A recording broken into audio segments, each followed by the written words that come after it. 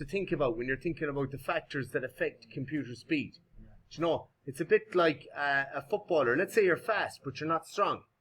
If you're fast and strong, you're going to be better, pushing off people and that. So we just had a look at the processor speed there, and I'll go back to that in a moment. But if I continue on here, cache is a very small amount of very fast, expensive memory in the CPU. It can be accessed faster than regular main memory. So let's delve into cache here. You've got the levels of cache memory going on here, Lee. And these are different levels of cache.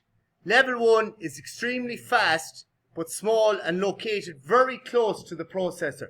So, the memory that is kept closer to the processor is the one that's really fast and really small. Level 2 is fairly fast, medium-sized, and located close to the processor, but not as close as level 1. And then you see level 3, it's large and located close to RAM.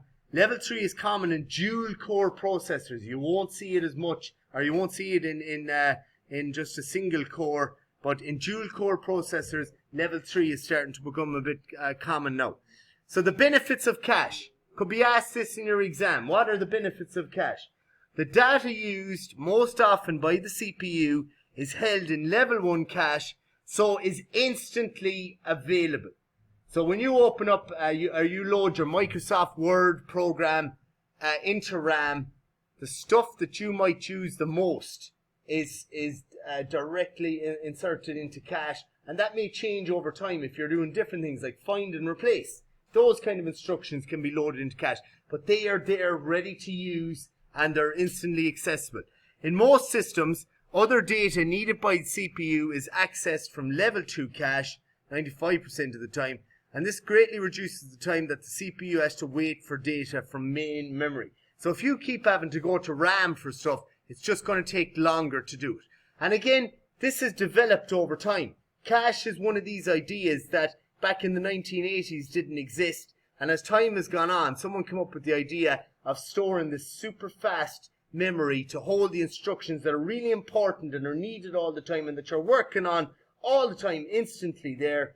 And how does it figure that out? Well, machine learning is making that even better and better now because it's intuitive. Like when you open up Microsoft Word, the chances are you're going to be using things like bold, italics, maybe line spacing and all that. You use that the most. That's probably loaded into cache. Stuff like, I don't know, doing mail merges and that is probably kept back in RAM and it's going to take a bit longer to open and a bit further away.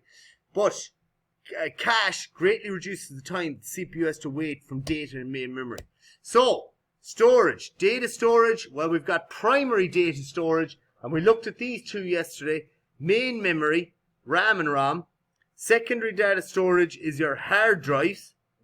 That's your hydraulic hard drive and your solid state drive. And then you have your secondary offline storage, CDs, USB, DVDs, and tape. So storage methods. And we might have a look at that in just a moment.